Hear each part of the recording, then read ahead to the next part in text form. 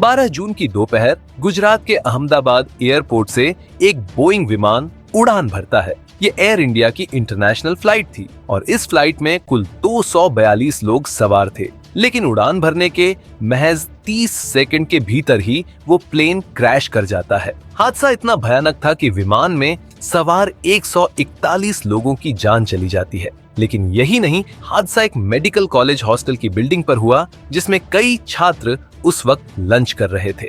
इस वजह से मरने वालों की कुल संख्या अब 275 तक पहुंच गई है। अब सवाल ये है कि इतना बड़ा हादसा आखिर हुआ कैसे, क्यों हुआ और क्या वाकई इसमें कोई साजिश शामिल थी? ब्लैक बॉक्स और शुरुआती थ्योरीज। हादसे के करीब 28 घंटे बाद ब्लैक बॉक्स बरामद कर लिया गया है। जांच चल रही है, लेकिन इस बीच कई थ्योरी सामने आ चुकी है। कुछ का मानना है कि ये हादसा एक साइबर अटैक का नतीजा था जिसमें CIA का हाथ हो सकता है। कुछ ने इसे एक्सप्लोसिव ब्लास्ट की थ्योरी से जोड़ने की कोशिश की, लेकिन इनमें से कई थ्योरीज को एक्सपर्ट्स ने नकारा है। प्लेन का फ्यूल सिस्टम और तकनीकी पहलू, अब आपको समझाते हैं वो तकनीकी पहलू जो इस हादसे की तह तक पहुंचने में मदद कर सकते हैं। इस बोइंग विमान में करीब 12,26,400 लीटर फ्यूल था, क्योंकि इसे अहमदाबाद से लंदन तक का लंबा सफर तय करना था। फ्यूल टैंक को नाइट्रोजन प्रोटेक्शन से सुरक्षित रखा जाता है ताकि कोई विस्फोट न हो। फ्यूल को इंजन तक भेजने के लिए पंप्स होते हैं जो प्रेशर के साथ फ्यूल इंजन में डालते हैं। लेकिन अगर पंप से फ्यूल सप्लाई बंद हो जाए तो इंजन कुछ सेकंड तक उस फ्यूल पर चल सकता है जो पहले से पाइपलाइन में मौजूद होता है। एक और जरूरी हिस्सा होता है क्रॉस फीड वाल्व। ये बैलेंस करता है कि कितना फ्यूल किस इंजन में जाना है। ये सभी सिस्टम पायलट की पहुंच में होते हैं, लेकिन कुछ वाल्व मैनुअली ऑपरेट होते हैं, यानी वो सिर्फ ग्राउंड टेक्नीशियन ही ऑन या ऑफ कर सकता है, पायलट सिर्फ चेक कर सकता है। Fuel cut theory. एक्सपर्ट्स का मानना है कि अगर किसी ने जानबूझकर फ्यूल सप्लाई रोक दी हो तो भी प्लेन 22 से 40 सेकंड तक उड़ सकता है। और अहमदाबाद का ये विमान भी ठीक 625 मीटर की ऊंचाई तक गया था, जो इस थ्योरी को मजबूत करता है। प्री डिपार्चर चेक्स और ग्राउंड टीम। अब बात करते हैं उस टीम की जो विमान उड़ने से पहले सभी जरूरी चेक करती है। इन्हें PDTC यानी pre departure technical clearance team कहा जाता है। ये लोग फ्यूल लाइन, पंप्स, वाल्व्स सब कुछ चेक करते हैं। इसके बाद पायलट आता है और डबल वेरिफिकेशन करता है, लेकिन पायलट के पास ये अधिकार नहीं होता कि वो फ्यूल लाइन को ऑन या ऑफ करे। पायलट बस साइन करता है कि सब कुछ सही है।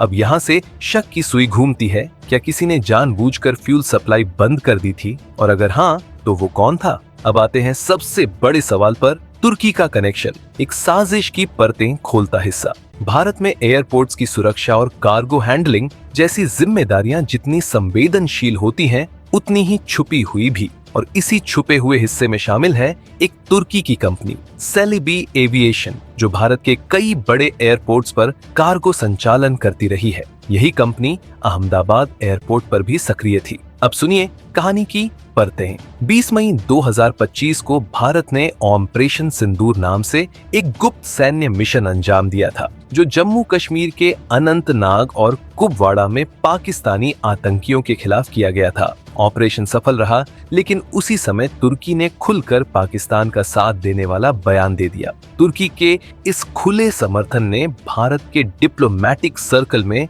हलचल मचा दी। सरकार ने तुरंत एक्शन लिया। सेलिबी एविएशन का भारत में सभी एयरपोर्ट कॉन्ट्रैक्ट कैंसिल कर दिया गया। ये फैसला सीधे तौर पर भारत की सुरक्षा नीति के तहत लिया गया था, लेकिन तुर्की की इस कंपनी ने हार नहीं मानी और पहुंच गई गुजरात हाई कोर्ट। 5 जून को कोर्ट ने सरकार का फैसला बरकरार रखा और साफ कहा, भारत की सुरक्षा सर्वोपरि है। सेलिबी एविएशन को कोर्ट से कोई राहत नहीं मिली। और अब आता है सबसे चौंकाने वाला मोड़। 6 जून को, यानी ठीक अगले ही दिन, भारत के bureau of civil aviation security BCAS ने तुर्की की 4 फ्लाइट्स में औचक निरीक्षण किया। इन फ्लाइट्स में संदिग्ध एक्सप्लोसिव डिवाइसेस पाए गए जो डिक्लेयर नहीं किए गए थे। इनमें कुछ drone control modules, detonation wiring और संदिग्ध लिथियम ब्लॉक्स थे, जिन्हें विस्फोटक का हिस्सा माना जा सकता है। भारत ने तुरंत तुर्की की एयरलाइंस को चेतावनी दी और इंटेलिजेंस अलर्ट भी जारी किया गया। क्या ये सब एक रिटेलिएशन प्लान का हिस्सा था। सेलेबाई एविएशन ने अपना कॉन्ट्रैक्ट गंवाया, कोर्ट में हार झेली और ठीक अगले दिन तुर्की की फ्लाइट्स में संदिग्ध वस्तुएं बरामद होती हैं। क्या ये महज संयोग है या फिर किसी गहरी सुनियोजित साजिश की कड़ी? अब इसमें एक और केस जोड़िए, पहलगाम ड्रोन हमला। 7 जून को जम्मू कश्मीर के पहलगाम इलाके में एक ड्रोन अटैक होता है। एक टूरिस्ट बस पर किया गया यह हमला सुरक्षा एजेंसियों के लिए चौंकाने वाला था, क्योंकि हमले में ड्रोन से विस्फोटक गिराए गए और इस्तेमाल किया गया कंट्रोल मॉड्यूल काफी हद तक तुर्की से बरामद डिवाइसेस से मेल खाता था। इसके बाद शक और गहराता गया कि कहीं तुर्की की किसी एजेंसी, कंपनी या गुप्त संगठन के जरिए भारत की सुरक्षा में सेंध लगाने की कोशिश तो नहीं हो रही। क्या सेलेबाई एविएशन सिर्फ एक कवर कंपनी है? कुछ इंटेलिजेंस सूत्रों का ये भी कहना है कि सेलेबी एविएशन के तुर्की में जिन अफसरों से संबंध है वे सीधे तौर पर तुर्की की इंटेलिजेंस एजेंसी MIT मिली इस्तिहबारात तेशकीलात से जुड़े हुए हैं। यानी भारत में फ्लाइट हैंडलिंग के नाम पर एक ऐसी विदेशी कंपनी का ऑपरेशन चल रहा था जो अंदर ही अंदर डिफेंस से जुड़ी जानकारी, कार्गो मूवमेंट्स और टेक्निकल इंफ्रास्ट्रक्चर का एक्सेस रखती थी। अब सोचिए, अहमदाबाद प्लेन क्रैश, सेलेबाई एविएशन का टर्मिनेशन, तुर्की फ्लाइट्स में एक्सप्लोसिव, पहलगाम ड्रोन हमला, सब एक ही हफ्ते में हुआ। क्या ये इत्तेफाक हो सकता है या फिर ये एक साफ साजिश थी जिसका अगला टारगेट शायद वो इंटरनेशनल फ्लाइट थी जिसमें 242 लोग सवार थे? जमाते इस्लामी और पन्नू की धमकी। इसके बाद 8 जून को जमाते इस्लामी भारत में टाटा के खिलाफ बॉयकॉट कैंपेन चलाती है क्योंकि टाटा इजराइल के साथ हथियार बना रही है, ऐसा उसका आरोप था। 10 जून को खालिस्तानी आतंकी पन्नू एक धमकी देता है कि भारत के प्रधानमंत्री जब कनाडा में G7 समिट में आएंगे तब उन पर हमला किया जाएगा। वो ये भी कहता है कि एयर इंडिया की फ्लाइट में कोई भी सिख ना बैठे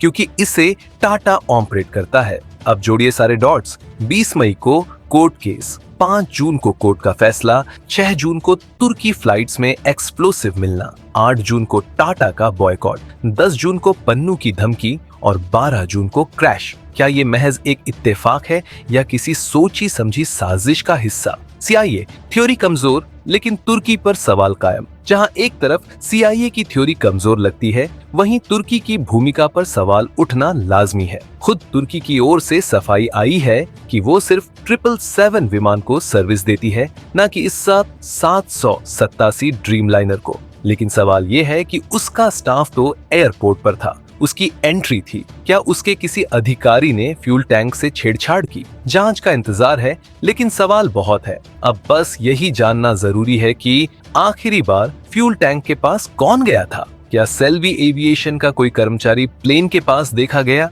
किसने फाइनल अप्रूवल दिया? क्या क्रैश से पहले फ्यूल सप्लाई बंद की गई? Subscribe now and press the bell icon. Never miss an update.